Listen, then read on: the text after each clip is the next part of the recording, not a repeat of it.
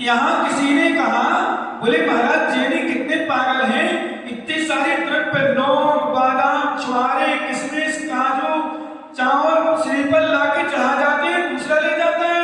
मैंने कहा ये पागल नहीं है, ये जेनी बहुत बड़े ज्ञानी है, जो चाहते इतना सा है उनका घर बढ़ जाता बहुत सारा।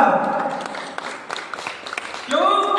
इस दरबार की विशेषता है, जितना जो यहाँ चढ़ाएगा, जितना जो यहाँ लगाएगा, बैंक में तो फिर भी कम मिलता है, पर धर्म के बैंक में कई गुना ज्यादा मिलता है।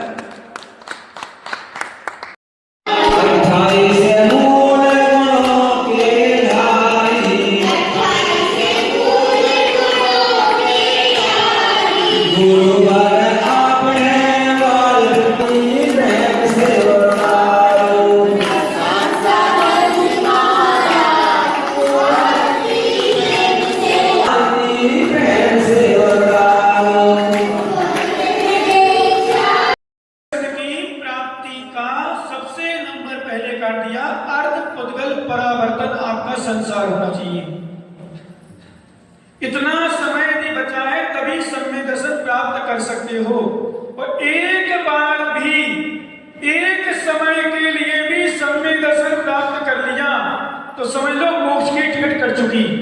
इसलिए किसी चीज का पुरुषार्थ मत करो आप लोग, ना संयम करने का पुरुषार्थ, ना दान देने का पुरुषार्थ, ना मंदिर बनवाने का पुरुषार्थ, ना गुरुओं को चतुर्मास कराने का पुरुषार्थ, ना स्वाध्याय करने का पुरुषार्थ। एक ही पुरुषार्थ करो, भगवान मुझे सम्यक दर्शन की प्राप्ति हो जाए, मुझे कुछ नहीं चाहिए। और सम्यक दर्शन हो गया तो नियम से ज्ञान सम्यक ज्ञान हो जाएगा, और सम्यक ज्ञान हो गया तो नियम से दिनेश आएगा, सम्यक ज्ञान प्राप्त कर लोगे। मिट्टी में चला जाता है, उसे मिट्टी में छुपा हुआ बीज नहीं दिख रहा, उसे लहराती हुई फसल दिख रही है। आज भले मिट्टी का बीज छुप जाए, मिट्टी में बीज दब जाए, मिट्टी में मिल जाए, पर फिर भी मिट्टी में नहीं मिला, वो तो फसल के रूप में आएगा, जब प्रसन्न होगा। ऐसा जेनी, सच्चा श्रावक, सच्चा दानवीर पैसा देता है, दान करता है, ये नहीं सोचता मेरा चला गया, उसको फल दिखता है अगले भाव में मुझे कई गुना फायदा मिलेगा। मौका है कि चौराहे में मौका पता नहीं कब मिलेगा। सभी लोग छिंदवाड़ा, सिवनी, जबलपुर, जहां समाचार है, हर व्यक्ति बधाई दे रहा है, साथ में कह रहे चौराहे वालों ने 3-3 रियाजों समाज कैसे कर रहे हैं।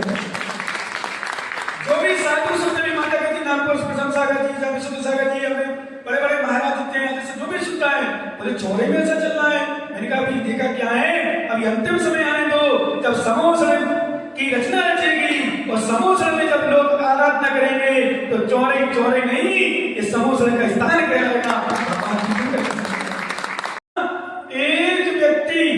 एक व्यक्ति अपनी भुजाओं से समुद्र को पार करके आ गया, विशाल समुद्र को अपनी दोनों भुजाओं से समुद्र को पार करके आ गया, जहां मगरमच्छ, लहरें, सब कुछ था। और बाहर जैसे निकला, पैर के खुर से, मतलब गाय के पैर के खुर से गड्ढा बन गया था। गड्ढा मतलब तो छोटा सा सा, उस गड्ढे में पानी भरा था, उसमें डूब के मर गया।